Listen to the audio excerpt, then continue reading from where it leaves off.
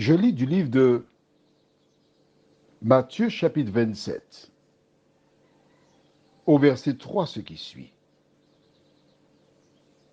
Alors Judas, qui l'avait livré, voyant qu'il était condamné, se repentit et rapporta les 30 pièces d'argent aux principaux sacrificateurs et aux anciens en disant, prions.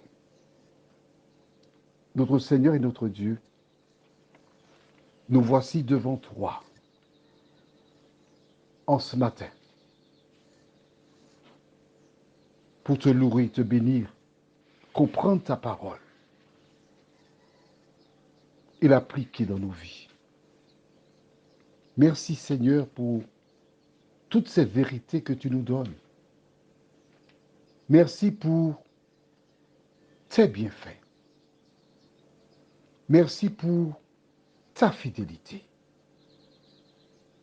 Alors que nous découvrirons ce verset, que ton Esprit, Seigneur, nous aide à identifier Judas et ainsi veiller à ne pas commettre les mêmes erreurs. Que ton Esprit nous dirige dans la compréhension de cette parole, nous t'en prions, au nom de Jésus et pour ta gloire éternelle. Amen. Tu connais l'histoire liée à cette affaire. Voici Judas. J'ai expliqué, tu te rappelles, cet homme qui était le trésorier du groupe, qui avait la connaissance, qui était très avancé. Il a eu un projet. Son projet consistait à faire quoi? À mettre Jésus devant un fait accompli. De telle sorte qu'il puisse, une fois devant le fait accompli, se débarrasser des souverains sacrificateurs, prendre le pouvoir et diriger la nation juive.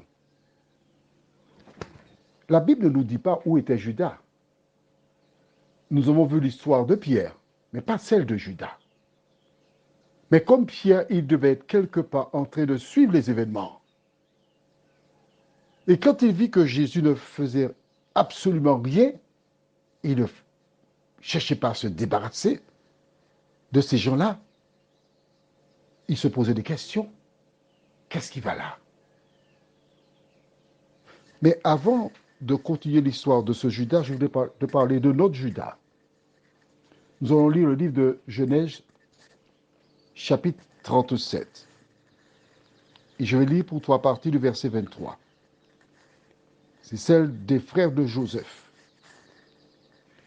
Lorsque Joseph fut arrivé auprès de ses frères, ils le dépouillèrent de sa tunique, de la tunique de plusieurs couleurs qu'il avait sur lui.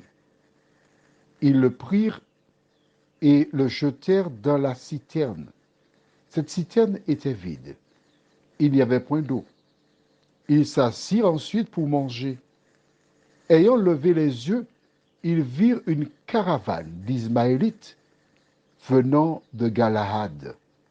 Leurs chameaux étaient chargés d'aromates, de baume et de myrrhe qu'ils transportèrent en Égypte. Alors Judas dit à ses frères, que gagnerons-nous à tuer notre frère et à cacher son sang? Venez, vendons-le aux Ismaélites et ne mettons pas la main sur lui, car il est notre frère, notre chair. Et ses frères l'écoutèrent. Au passage des marchands madianites, ils tirèrent et firent remonter Joseph hors de la citerne. Et ils le vendirent pour 20 cycles d'argent aux Ismaélites qui l'emmenèrent en Égypte. Eh oui. Pourquoi ai-je lu ces références bibliques avec toi qui se trouvent dans Genèse chapitre 37 à partir du verset 23 jusqu'au verset 28? Un Judas qui vendit Joseph. Pourquoi? Parce que Joseph, à travers ses songes, fut identifié par le diable comme celui qui viendrait lui écraser la tête. C'est pourquoi qu'il poussa Judas avant Joseph. C'est le même qui poussa Judas du Nouveau Testament avant Jésus-Christ. La question est la suivante. 3. Dans tes rapports avec tes connaissances, tes amis, qui es-tu? Notre Seigneur et notre Dieu. Il nous arrive parfois de nous croire en sécurité avec des amis qui nous vendent comme Judas. Nous aussi nous vendons comme Judas. Lorsque nous sommes concernés, nous reconnaissons que ces personnes n'ont pas bien agi.